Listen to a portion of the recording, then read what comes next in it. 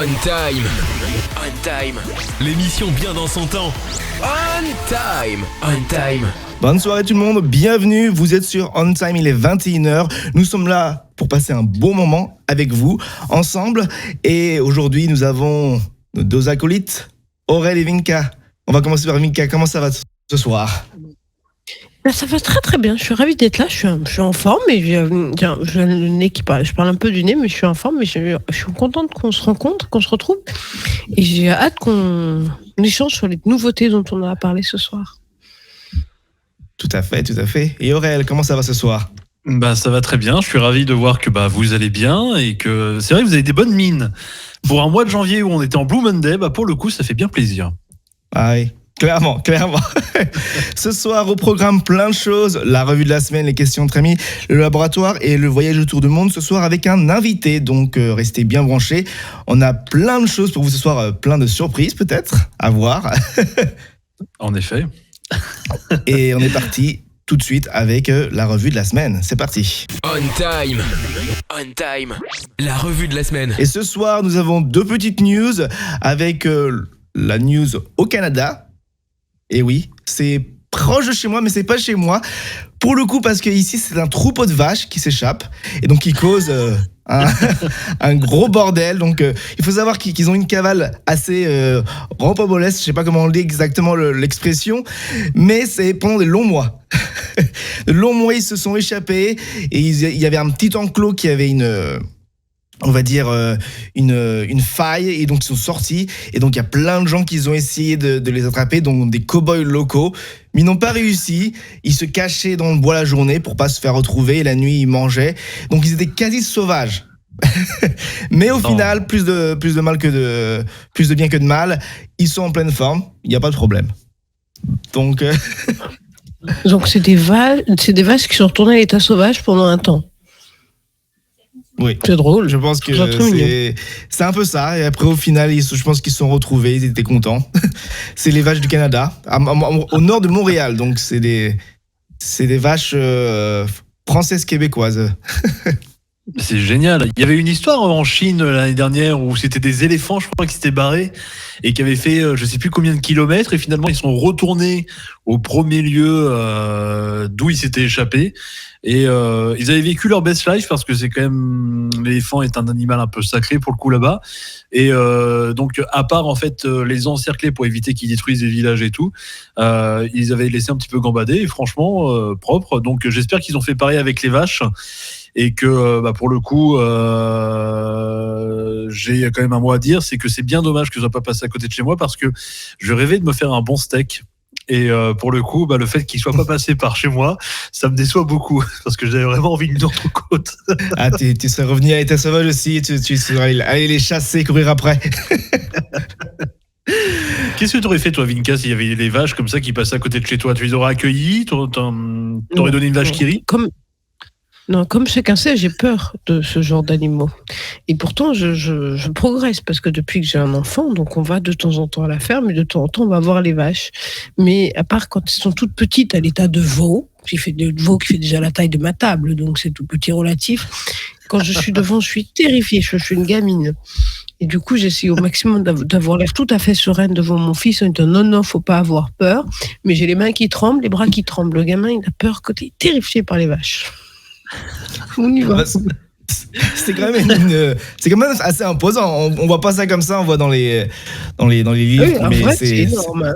C'est énorme. Ça bouge, et puis ah oui. Bruit, et puis ça bouge surtout. Grave. J'ai des copains agriculteurs. Alors, ça pue oui et non, parce que ça dépend comment ils sont élevés, comment ils vivent et tout, etc. Parce qu'il y a des vaches, pour le coup, je peux vous dire, franchement, ça sent moins que d'autres. Hein. Mais des vaches en liberté, moi j'ai des copains agriculteurs, ils en ont 140, 160, ça dépend de l'élevage qu'ils ont, mais non, ils s'en occupent bien, franchement, elles vivent bien, tout se passe bien. Moi je vais souvent les rejoindre, parce qu'à 19h30, j'aime bien ce que c'est la traite, donc j'aime bien suivre ça en même temps en direct, et les vaches, elles viennent une par une se faire traiter tranquille, peinard, comme si c'était dans leur truc. Et puis des fois, les éleveurs, ils leur jouent de la musique ou n'importe, ça les détend. Ils sont tous là en train d'écouter de la musique et tout. C'est génial. J'espère qu'ils écoutent C9. Bah évidemment, la prochaine fois, promis, je mets C9 dans la ferme où je vais en Bretagne. C'est parfait. En campagne, C9. Allez, on continue avec la prochaine actualité. Cette fois-ci, c'est la saison. Il faut savoir qu'en janvier, on fait les galettes des rois en France. Et donc, un boulanger, donc c'est dans le Pas-de-Calais, c'est en France, cache un lingot d'or dans une de ses galettes de roi. Donc, si vous avez envie de gagner plus que des petites fèves, vous allez donc à Calais. Donc, c'est la boulangerie qui s'appelle Les 4 Saisons. Donc, c'est Alexandre Saison, d'ailleurs. Donc, ça va vraiment raccord. Et il cache justement un lingot d'or donc, de 5 grammes. Donc, c'est pas un truc super énorme, mais c'est quand même 5 grammes de 24 carats. Et donc, pour le moment, le jeu concours continue jusqu'au 26 janvier. Et si vous gagnez, ce lingot d'or a une valeur de 250 €. Donc...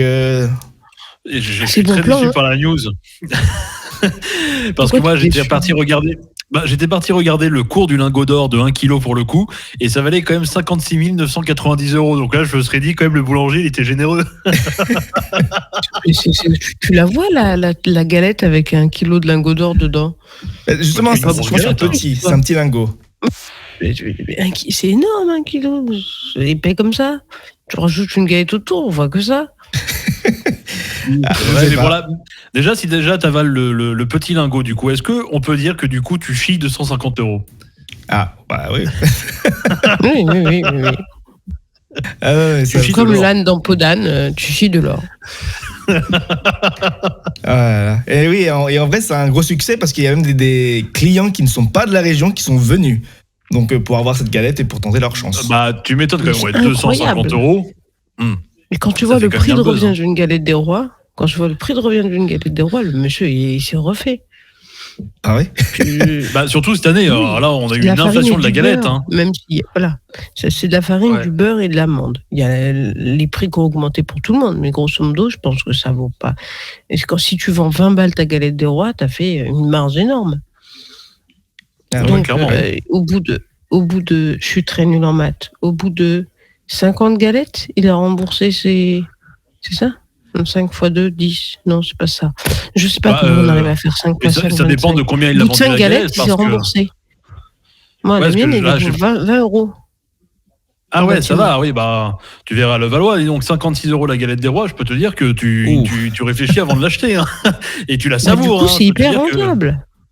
Ah oui, là, si ta galette, elle a 56 €.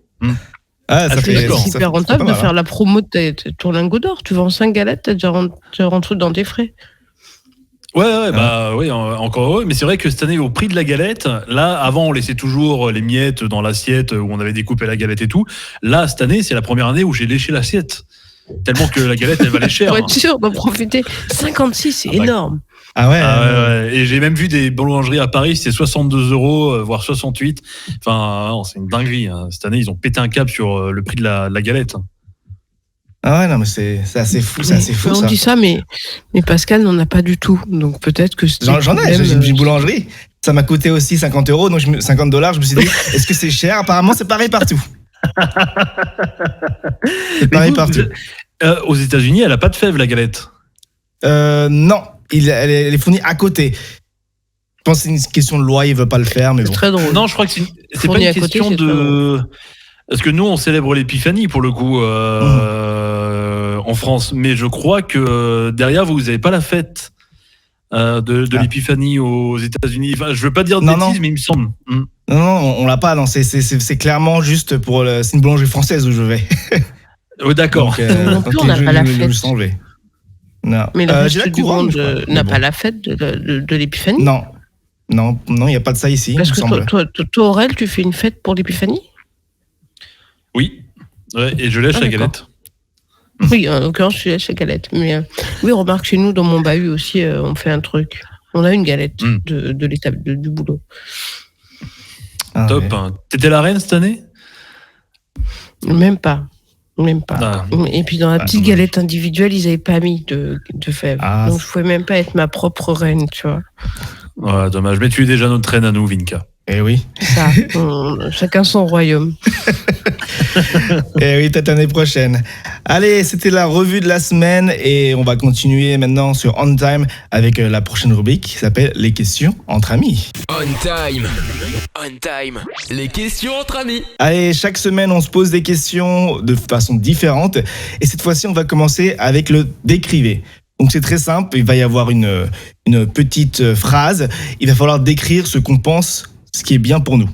Donc on va commencer par la première et on va commencer avec Aurel. Donc est-ce que tu peux me décrire ta maison de rêve ? Simple. Alors moi, dans ma maison de rêve, c'est une maison bretonne, mais vraiment avec les pierres bretonnes et tout, avec pourquoi pas une piscine, mais moi surtout ce que je veux, c'est un beau jardin. Je trouve qu'il n'y a rien de plus plaisant que d'être dans un beau jardin avec de l'arbre, de la verdure, de la nature. Moi, ça m'apaise. Et puis évidemment, un immense barbecue pour recevoir les amis, faire la fête dans le jardin, profiter du jardin. Enfin, je trouve qu'il n'y a rien de plus plaisant que d'être dans un jardin. Ça c'est bien. C'est plus calme, au repos. Exactement. Et toi, Vinka, quelle est ta maison de rêve ? J'étais en train de réfléchir, je ne sais pas trop. Parce que il y a un côté... moi, j'aime beaucoup l'intérieur d'une maison, donc c'est plus cocooning, plus mignon. Pas forcément très grand. J'en parlais, moi, dans l'absolu, c'est un truc perdu au milieu de nulle part avec quasiment rien. Juste un salon, de quoi dormir et une petite cuisine et la possibilité d'aller se promener loin, quoi. J'aurais dit avec une énorme bibliothèque quand même. Oui, bien sûr. Et encore, c'est juste, ça dépend de ce qu'on appelle la maison où je veux vivre tous les jours. Elle est pratique, elle n'est pas grande, elle est pratique. Mais la maison où j'ai envie de m'évader, il y a rien dedans. Il y a juste de quoi dormir, de quoi manger et la possibilité d'aller se balader. Est-ce qu'il y a quand même un sex toys ? Si je suis toute seule dedans, ouais.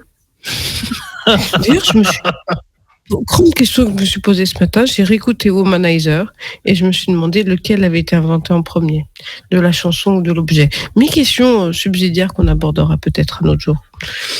Ah ouais, tiens, ouais, ça peut être une bonne idée. Et toi, Pascal, c'est quoi, toi, la maison de rêve ? Moi, on va dire que c'est plus ou moins simple. Donc moi, c'est juste une vue sur la mer, simplement. Avec peut-être une piscine pour nager. C'est un peu bizarre, vue sur la mer avec une piscine. Mais il y en a beaucoup, hein. Oui, ça existe, il y en a beaucoup. Ouais, donc c'est peut-être mon plan peut-être plus tard pour essayer d'aller par là. Donc, moi, je serais bien vu dans la série 7 à la maison. J'aurais fait 7 gamins et puis allez hop, la teuf à la maison et tout, la totale. Ça va aller, un seul, ça va aller. Allez, on va continuer avec la prochaine.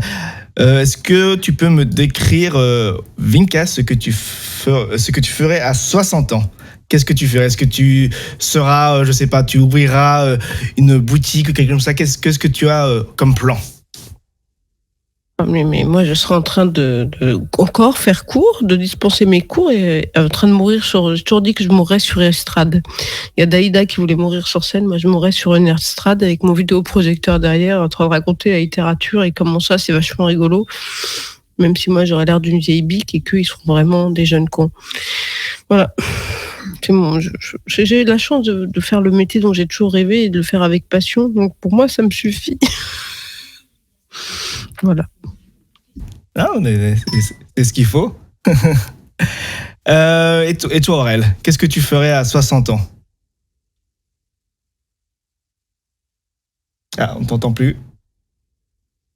Pardon, excusez-moi. Ouais, non, ce que je ferais, si déjà je pourrais ressembler à Mel Gibson, ce serait déjà pas mal. À ses 60 ans pour le coup. Et je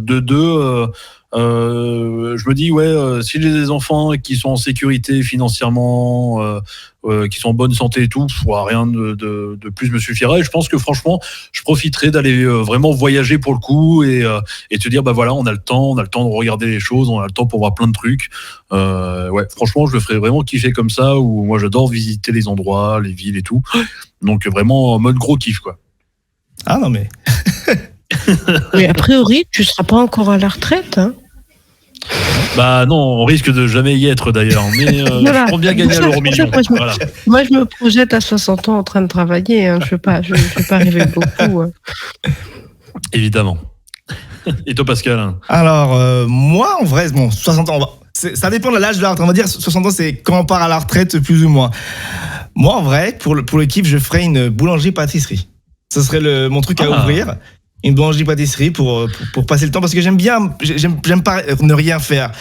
Et donc, j'aime bien, comme vous dites, travailler quelque chose, toujours faire quelque chose, toujours un hobby. Et donc, ouais, je sais pas, ouvrir une boulangerie-pâtisserie pour le fun. Aux États-Unis? Moi, je veux bien Moi, je veux bien vendre des trucs.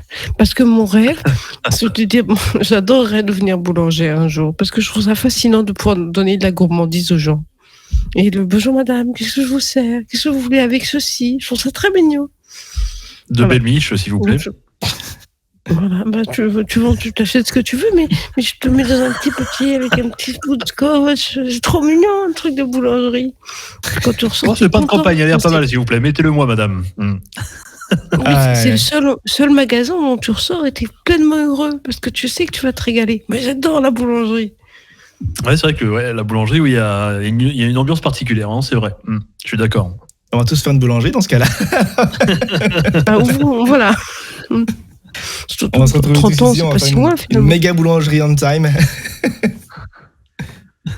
Carrément, avec grand plaisir. Allez, c'était la rubrique des questions entre amis. Et on va passer à la prochaine rubrique. Et je ne sais pas si on peut accueillir peut-être notre invité en avance, à voir si on le fait. Parce que va peut-être y avoir une relation avec la dernière rubrique, les voyages autour du monde. Mais allez. On time, le laboratoire. Et chaque semaine, le laboratoire, on teste un gadget ou une dégustation. Et cette semaine, c'est moi qui m'y colle avec un gadget, ou plutôt une dégustation, on va dire. J'allais dire un gadget, non, c'est une dégustation qui nous vient, je pense, donc à moins que je ne suis pas correct, qui nous vient d'Australie. Et peut-être que Aurel, tu vas nous faire une petite présentation de l'invité qui, je ne sais pas si elle est présente. Donc Aurel, je vais te laisser peut-être faire une petite introduction. Bien sûr, c'est juste une rapide introduction, peut-être pour nous aider sur cette rubrique. Yes, carrément. Alors, il s'appelle Julien, que je présente, que je connais bien pour le coup. Julien, je te présente Vinka et Pascal. Enchanté, salut. Et également sur Twitch. Et donc pour le coup ça va être l'occasion pour nous d'évoquer avec toi l'Australie où tu as été faire une belle expérience là-bas. Et Pascal il voulait on va commencer avec une dégustation. Pascal s'est fait livrer des Tim Tam d'Australie. Il veut pas me bouffer, c'est pas moi qui voulais bouffer, non. Non, il y a pas non. J'ai eu peur quand même. Il est trop tôt pour ça. Il est trop tôt. Les Tim Tam en Australie, ouais, c'est comme les petits princes en France. C'est comme les belles en France, c'est vraiment c'est vraiment très très réputé là-bas. T'en as au chocolat, t'en as au chocolat blanc, ouais, c'est ça. Ceux-là ils sont trop bons, ouais. Arnott's, ouais, c'est ça. Au caramel. Ouais, ceux-là c'est au caramel, c'est ceux que j'ai réussi à trouver, donc je vais tester en direct et voir. Ce que ça donne. Donc, moi, j'aime bien faire un petit point calories. Ça représente combien de calories? Est-ce que c'est marqué en Australie là-bas, les calories que tu peux prendre dans un truc là? Non, mais tu vois ça sur leur bide. Hein. Il y a 1 sur 2, c'est des diabétiques là-bas. Donc, ouais. Waouh. Ouais. Ah oui, 190 calories. C'est moins fort. La semaine dernière, Pascal, il m'a fait livrer des États-Unis. C'était quoi déjà? Ça s'appelle les Twinkies. C'est ignoble. 290 calories. Plus gros que. C'est plus calorique qu'un Big Mac, alors que c'est juste un biscuit. Non, mais tout pour le diabète, quoi.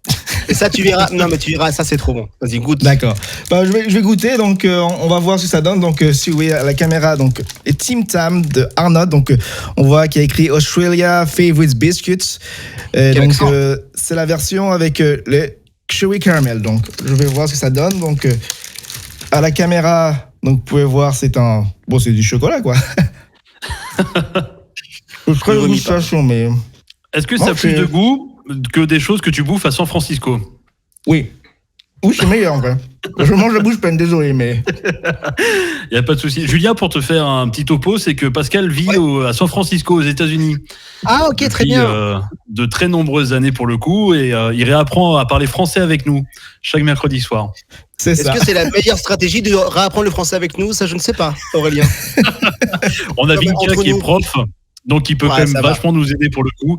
Donc, la semaine dernière, on a... il est midi 20.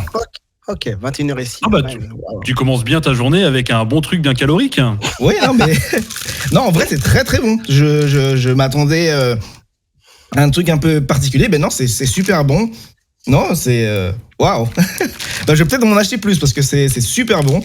Donc oui, si vous êtes intéressé, hein, c'est super bon. Ah, tu en reprends du coup. Ah non, je vais. Vas-y, je vais éviter d'en prendre trop. Je vous montrer juste à la caméra pour ceux qui en veulent. Ça va, t'es tout fit, après voilà. t'iras à la salle après. Ah ouais, va falloir Allez. y aller. Mais voilà, donc c'était la dégustation de la semaine avec Tim Tam et je pense qu'on va partir dès maintenant sur le voyage autour du monde. On time. Le voyage autour du monde. Chaque semaine, on fait un voyage autour du monde et cette fois, c'est l'Australie. Je te laisse la main, Aurel. Yes, j'ai mis d'ailleurs des questions dans un questionnaire histoire qu'on puisse tous poser des questions à Julien ce soir. Cool. Julien qui habite à Nantes, qui est nantais, qui donc est parti en Australie faire une belle expérience là-bas. Pour le coup, Julien, je te laisse te présenter, hein, tout simplement, tranquille. Julien, 33 ans, Nantais pur beurre et fier de l'être. On est ensemble. Oui, on est ensemble. Que dire de plus, je suis animateur radio, je fais de la vente à côté. Et il y a 3 ans, j'ai voulu partir en Australie parce que dans ma vie, c'était un peu en mode veille. Tu sais, ce moment où tu étais en mode ouais, je kiffe ma vie, mais c'est pas foufou, quoi. Avec ma meuf, c'est pas fou. Dans mon taf, c'est pas fou. Et je voyais mes 30 ans arriver sans avoir vécu une grande expérience. Et je me suis dit, mais pourquoi partir loin ? Et l'Australie, je pense que c'est la destination la plus lointaine pour partir très très très loin. C'est 1 jour de vol. Et donc voilà, c'est très très facile de partir là-bas. Il faut juste avoir $300 à mettre dans un visa.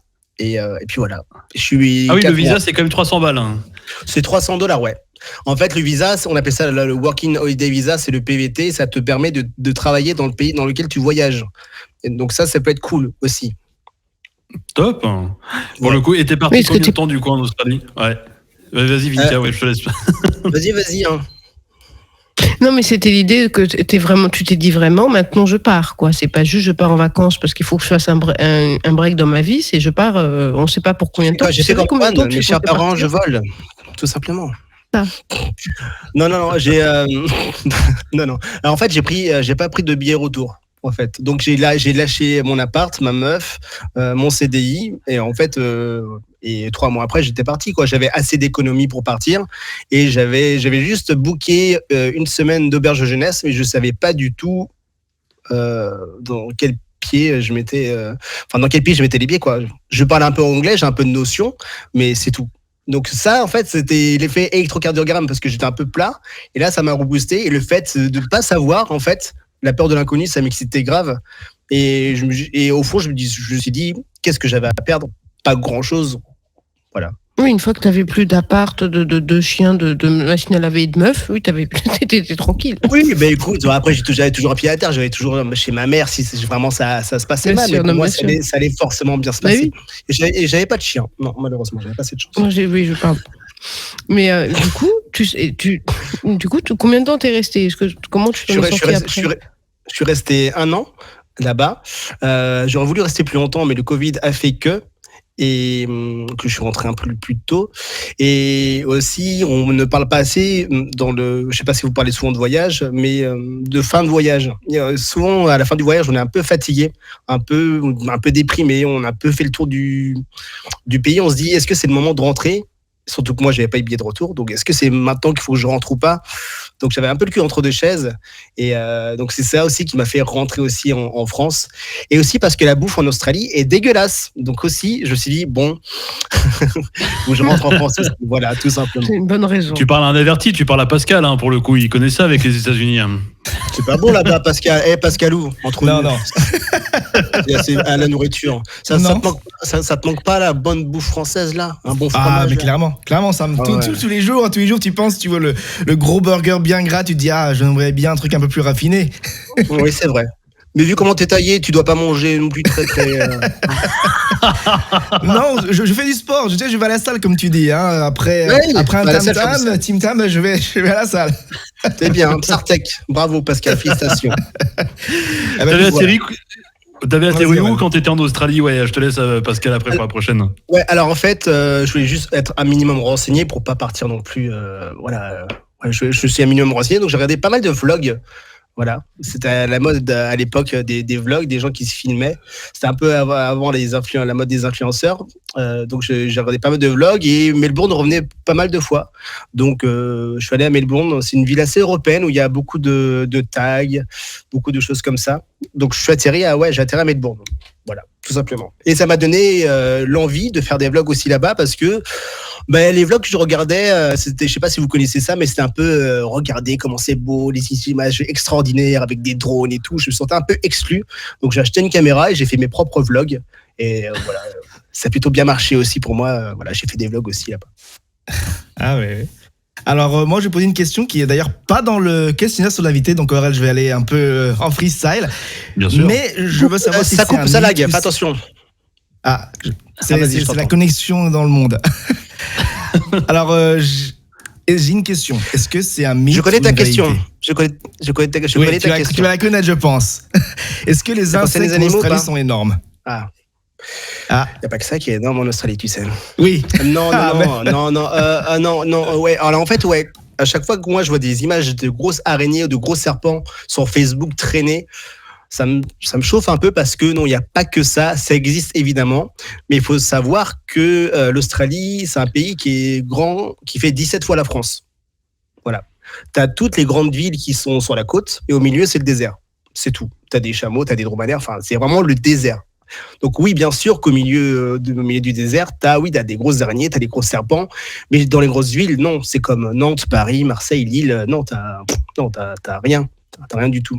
Mais moi, quand j'ai bossé dans une ferme de courgettes pendant 4 mois, il m'est arrivé de temps en temps de tomber sur des araignées qui étaient pas mal grosses ou des petits serpents de temps en temps, oui, ça peut arriver, voilà. Mais si t'attaques pas, hein, tout va bien. Oui. Ouais, tu t'es pas fait piquer ou sucer là-bas pour le coup. Non, Aurélien. Oh là là. La collection entre Nantais, elle est là, quoi. Voilà, il n'y a rien à dire, quoi. Ah ouais, le bigard style, quoi. Voilà. Et là, le gars, il baisse son froc. Non, donc ouais, c'est un mythe, oui et non.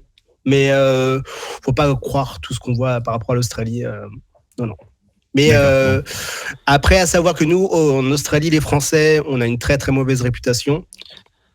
Genre, comment repérer un Français sur une plage? C'est le seul qui met son enceinte Bluetooth à fond sur la plage. Voilà. Il est encore plus reconnaissable quand c'est du Joule. Ça marche pour tout. Hein. Ah oui, Ah ouais, ça, oui, d'accord. Mais quand tu vas sur la plage en France, c'est un peu ça. Hein. Oui, c'est vrai. Un beauf, ouais, c'est les beaufs, c'est ça. Oui. Et du coup, pour toi, ça a été facile de t'adapter en Australie tout de suite ou t'as quand même pris un petit peu de temps? Au début, c'est un peu compliqué parce que ton cerveau comprend pas forcément tout de suite que tu voyages. Enfin, il entend parler anglais tout le temps. Et moi, j'ai jamais autant entendu parler anglais de ma vie, quoi. Donc, mon cerveau était matrixé. Donc, quand je suis arrivé dans mon auberge de jeunesse, dès que j'entendais parler un peu français, mon oreille se dirigeait vers mes premiers potes français que je me suis fait là-bas. Et oui, j'ai réussi facilement à m'adapter parce que indirectement, tu te regroupes entre Français parce que ça te rassure, ça fait un peu un effet béquille. Mais après, il ne faut pas tomber dans ce piège de je pars en Australie, c'est pas pour traîner qu'avec des Français, c'est pour aussi traîner avec d'autres gens et découvrir d'autres cultures, quoi. Ouais, clairement. Vinka, Pascal.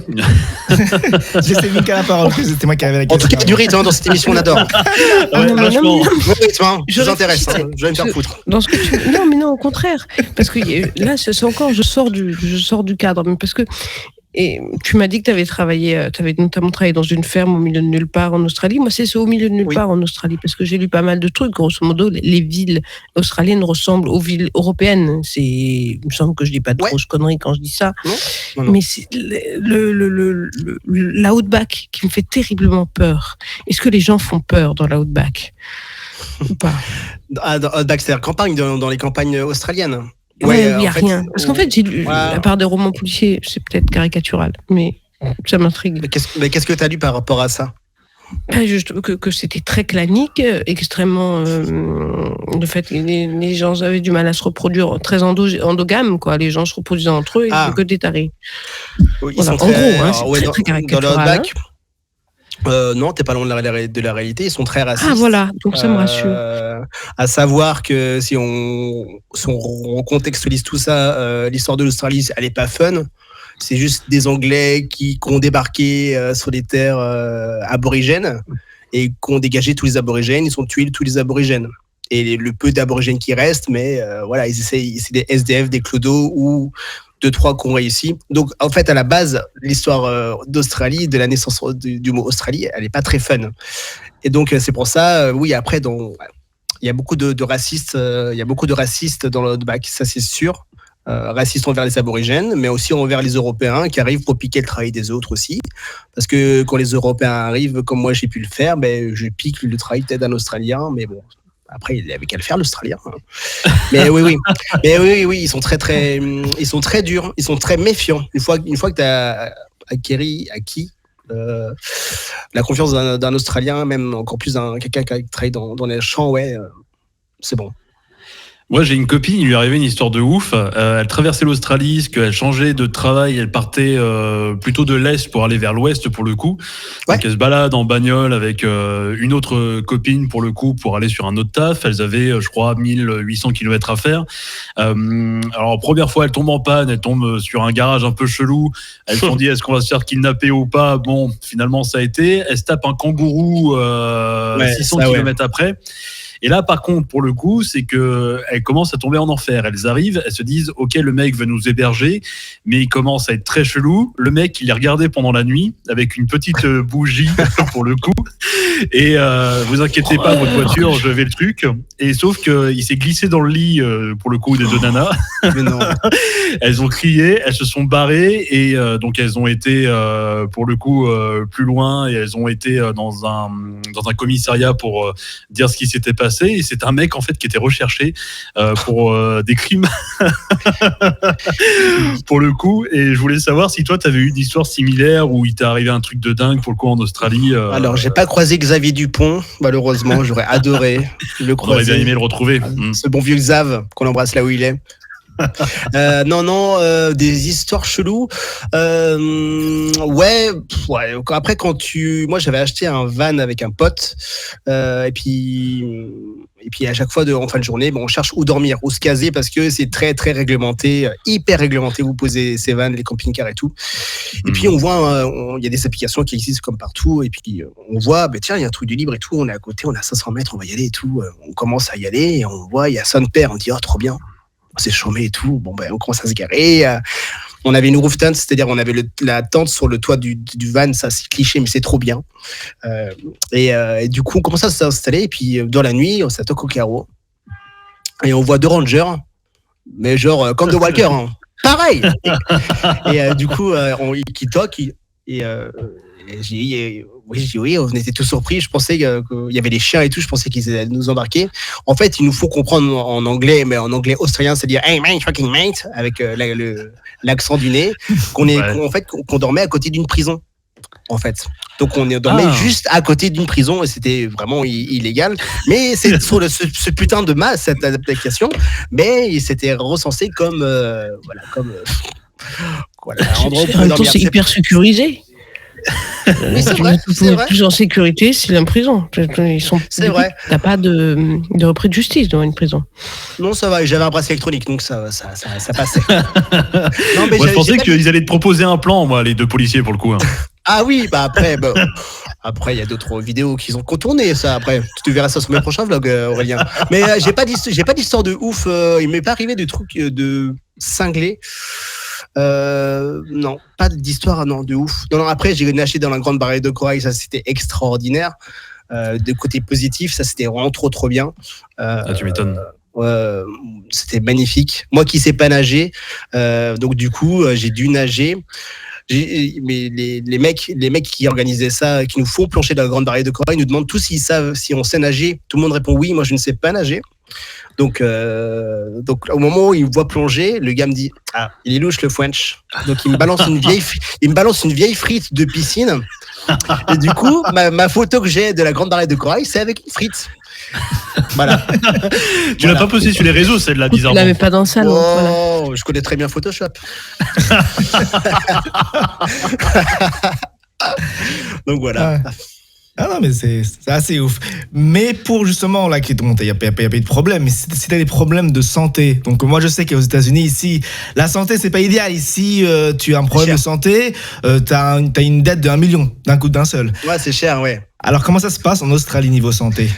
Alors, je me suis renseigné aussi, et tu as des packs qui existent, genre ça doit être 400 € l'année, et tu as des packs exprès pour ceux qui partent en PVT. C'est comme une mutuelle, une extension de mutuelle, et tu payes ça 400 € l'année, je crois. C'est assez onéreux, mais moi j'ai eu la chance de ne pas être malade là-bas, donc c'était cool, mais il y en a j'ai des potes qui se sont fait rapatrier gratos grâce à cette mutuelle et tout, et ça c'était cool.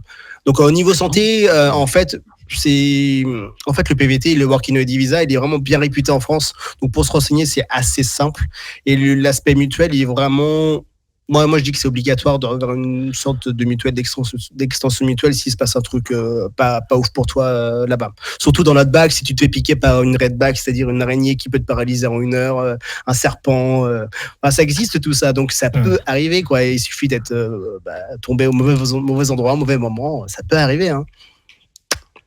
Mais du coup, toi, c'est quand t'es voyageur, mais les Australiens du pays, c'est la merde au niveau de la sécurité sociale ou ça existe ? Parce qu'on en parlait. Je crois pas qu'il y ait un système de sécurité sociale là-bas, même de chômage, même pour les élections. Je crois que c'est un truc assez chelou. Je suis pas intéressé de près à cette histoire-là, mais je sais pas comment ils se débrouillent en termes de santé. Mais je sais qu'ils sont un peu saignés, à peu près comme les Américains. De toute façon, c'est à peu près le même délire, hein.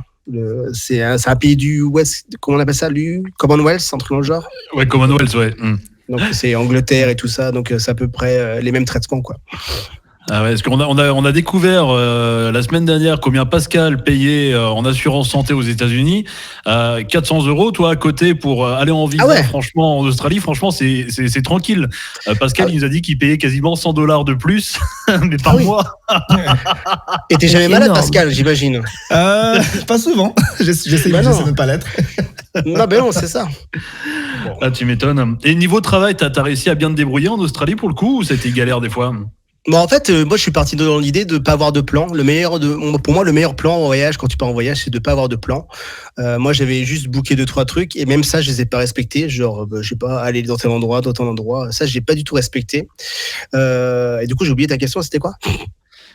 Du coup, au niveau travail, est-ce que c'était compliqué d'en trouver ? Le travail, ah oui. Alors le travail, oui, il fallait forcément avoir de l'argent. J'avais des économies de côté, mais quand je les voyais fondre, il fallait trouver un travail. Et le meilleur plan là-bas pour trouver un travail, c'est d'aller sur un site qui s'appelle Gumtree. C'est un peu le Bon Coin français. Et généralement là-bas, c'est les récoltes de fruits, de légumes qui cartonnent de fou. Voilà.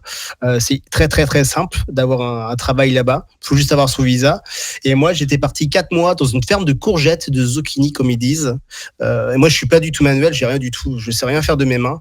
Pourtant, tu sais bien manier la courgette. Hein. Exactement. Ma femme, n'est-ce pas ? Ça donne un goût à la ratatouille, mais bon, c'est pas grave. On est bien. Hein. C'est vrai. Mais oui, j'étais dans les courgettes pendant 4 mois et ça rapporte très très bien. C'était 23 $ de l'heure, je crois. Donc rapporté, c'était quoi, 18 € de l'heure. Donc vu qu'on travaillait 7-8 heures. Après, tu te lèves à 5 heures du matin, tu travaillais de 6 heures à 14 heures, 15 heures. Ça dépendait des saisons et des pluies. S'il y avait la pleine lune aussi, ça joue beaucoup. Et je suis resté 4 mois. Et j'étais éligible en plus pour rester une 2e année parce que quand tu travailles 3 mois dans un pays comme l'Australie avec le PVT, tu peux rester une 2e année. Moi, j'étais éligible à rester, mais le Covid en a voulu autrement et j'ai repris ma vie ici en France. Mais why not, un jour y retourner. Top. Non, mais vas-y, Vika. Non, j'allais juste te dire que tu nous as donné le moyen de calculer exactement combien tu as gagné dans tout ton séjour, vu le nombre de chiffres que tu nous as donné, mais tu m'as perdu. Voilà. Mais on avait tous les bons chiffres. Je t'ai perdu ? Parce que je suis une caricature de prof de français qui ne sait pas calculer au-delà de 2 plus 2. Oh, d'accord. Bon, moi, je connais pas mes tables de multiplication, c'est pas grave, tu sais. On peut pas être. Moi, je suis animateur, on peut pas être animateur et intelligent. Ah, Aurélien. Non. On peut pas faire les deux, hein. Ah non, mais j'aime bien être con. Ça fait du vrai. bien. Oh, oui, on se rassure. Elle est trop bien votre émission là. Il y a une bonne ambiance là, on s'y sent bien. Ouais, non mais on parle vraiment comme ça tranquille à la cool et puis en fait chaque semaine on découvre en fait un pays avec quelqu'un qui a été le faire, qui a vécu C'est là-bas génial. ou soit qui habite là-bas et on a Ouais. commencé la semaine dernière, on s'est dit la première avec Pascal qui vit à San Francisco depuis charmé.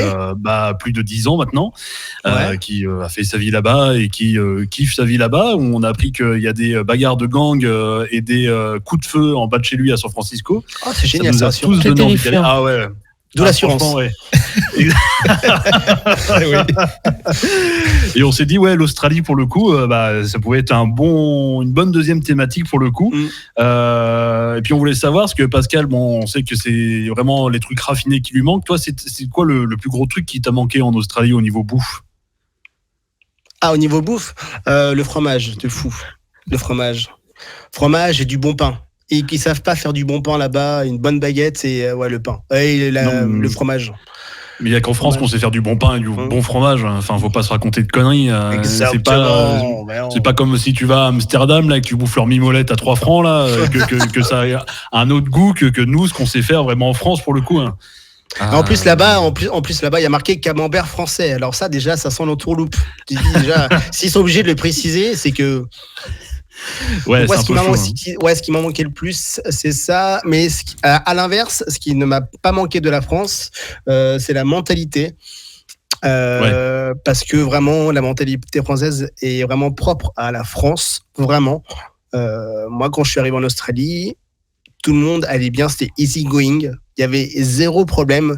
Là-bas, leur blason, c'est no worries, mate. Il n'y a pas de problème, tout va bien, tout va s'arranger. Donc, en termes de psychologie mentale et il y avait un gros changement parce que moi, je suis passé aussi parce que j'étais très stressé, anxieux. Et là, ça m'a fait un soulagement. Et je me suis dit, en fait, c'est peut-être le problème, c'est peut-être pas moi, c'est peut-être dans le pays dans lequel je vis aussi. Et là, parce que là, je suis senti très, très bien en Australie. Et, j'ai eu zéro problème en termes de mentalité. Je me suis fighté aucune fois. J'ai eu aucun clash.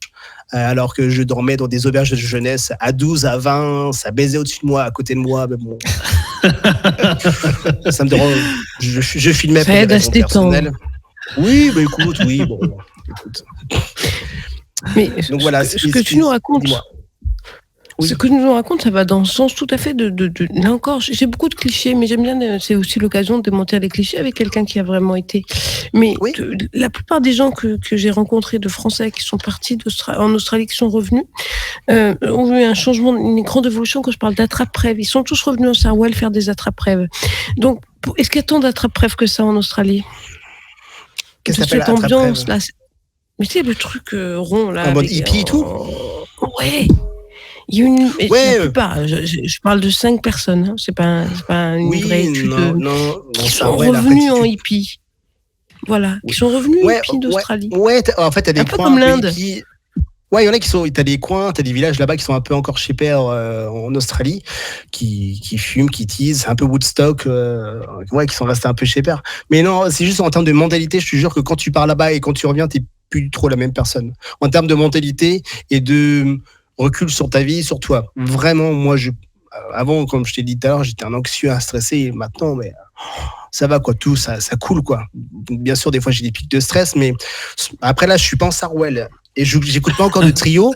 Mais c'est pour ça que voilà, tu non, ils sont pas démontes tous ce comme. stéréotype. C'est pas un stéréotype, ça existe. Moi, j'ai des potes qui sont revenus en mode je me rase la tête, je change de taf. Wow.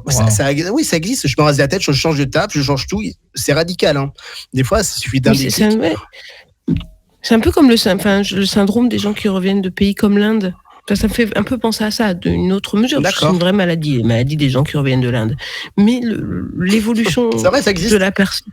Oui, non, mais pour de vrai, c'est une maladie. D'accord. Et alors que c'est une évolution de la personne qui revient d'Australie qui est toujours un peu dans ce sens-là. Mais ça va dans le sens de ce que tu dis, puisque ça, je ne savais pas, le côté apaisant, il n'y a pas de problème. Il y a vraiment ce phénomène-là que je retrouve chez tous les gens qui reviennent d'Australie. D'accord. Après, ça dépend pourquoi. Moi, je vais me répéter. Et après, ça va rejoindre ce que je disais au début. Ça dépend pourquoi tu y pars en Australie. Moi, j'étais parti parce que ma vie était un peu chiante avant de partir. J'avais 29 ans. Je ne savais pas trop quoi faire de ma vie. J'ai fait un peu le tour. Et j'allais chercher quelque chose. Je ne sais pas quoi, mais j'allais le chercher. Et je pense que je l'ai trouvé, c'est-à-dire une autre mentalité. Et je me disais que, je suis capable de partir solo loin de chez moi, à 24 heures d'avion, avec un sac à dos, avec rien de prévu. Déjà, en termes de confiance en soi, c'est extraordinaire. Donc déjà, ça, c'est cool. Et déjà, ça débloque un premier step, et puis après, tu as un deuxième step, et puis après, la mentalité arrive. Mais pas au point de porter un sarouel et écouter du trio à fumer un bang. Non. Pas encore. Non. Mais c'est vrai que je suis un peu d'accord avec Vinka, parce que c'est vrai que j'en connais pas mal comme toi qui sont partis en Australie, et on va dire que c'est moitié-moitié.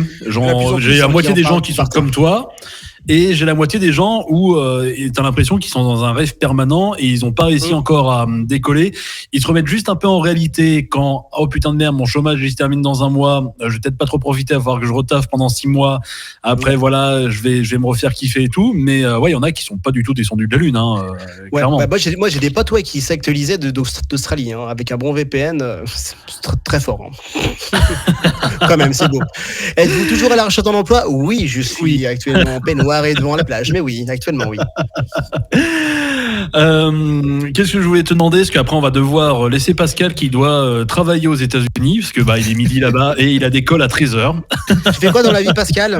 Ingénieur informatique, pour pas changer ce qui se passe ici à San Francisco. Ok. Dans quelle la boîte ? Silicon Valley, quoi, la vraie. Ah, c'est vrai ? Ah, super, trop bien. Qui bosse chez lui.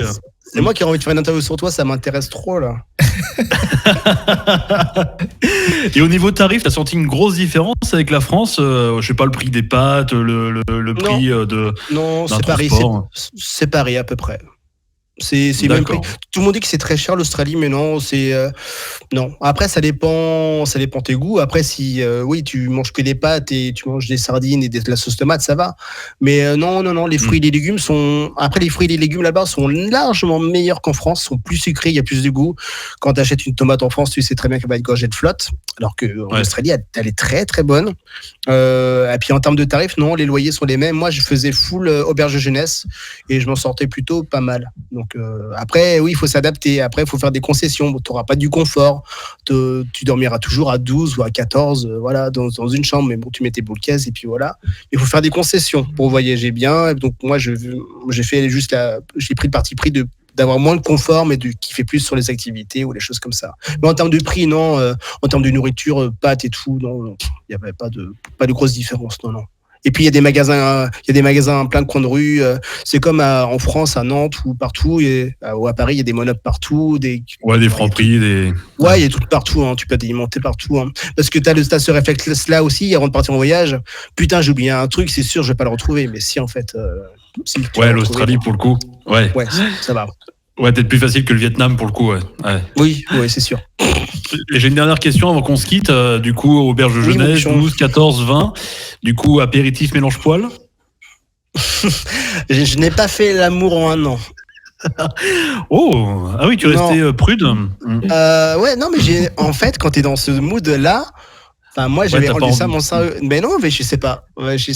C'est pas la première personne qui me disait, je suis pas la personne à dire ça parce que j'ai plein de potes à qui ça s'est passé. Ouais. Mais j'ai enlevé ce truc de mon cerveau. Après, t'as même pas de tentation, t'as rien. Je sais pas.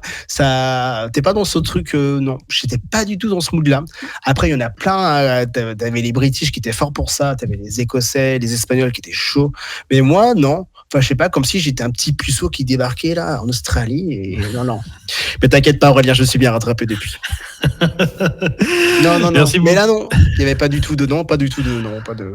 Mais t'es pas le premier à me dire ça. Il y en a beaucoup pour qui ça s'est passé. Moi, sincèrement, sur tous ceux qui sont partis, j'ai une copine qui est revenue de Nouvelle-Zélande, qui a trouvé un Écossais. Ils vivent ensemble pour le coup, mais sinon, aller sur les 30 personnes qui sont parties en voyage, non, j'en connais aucun. Et si, non, j'ai quand même un voisin d'enfance qui a rencontré une femme là en Australie pour le coup. Il habite Sydney. Il a un garage et une marque de fringues. Il a 2 tafs. Et il vit là-bas. Il kiffe sa vie. Puis il est revenu en Bretagne une fois en 15 ans. Voilà. Et il se kiffait. Trop bien. Mais je pense que ça arrive aussi aux personnes qui ont peur de l'attachement aussi. Moi, je pense que je m'attache très vite aux personnes. Quand je suis attaché à quelqu'un, je tombe vite amoureux. Donc peut-être je me suis juste T'es protégé. je me suis protégé, je me suis bridé par rapport à ça. Sinon, ça aurait niqué mon voyage carrément, quoi. Je pense aussi. Ça doit. Donc, du coup, t'avais enlevé le morceau de Christophe Maé, On s'attache de ton iPod pour le coup. Exactement. iPod, très belle référence de boomer, ça. On a. C'était parti en 2018, donc 2019, ouais. Ah, c'est vrai. On s'attache. Voilà. Dans les clubs sadomaso, ça, on l'écoute souvent, ce morceau. Évidemment. Non, évidemment, c'est Kenji Girac, ça. Non. En tout cas, merci beaucoup, Julien. Avec plaisir. De nous avoir donné des histoires d'Australie. Vous pouvez lui rejoindre sur son YouTube qui s'affiche juste en bas. Donc, c'est adorable, c'est Julian's Backpack, ouais. C'est là où j'ai fait 33 vlogs. Donc, pour ceux qui ont envie de savoir qu'est-ce qu'il faut mettre dans son sac à dos, quelle ville visiter, qu'est-ce qu'il faut faire ou pas faire.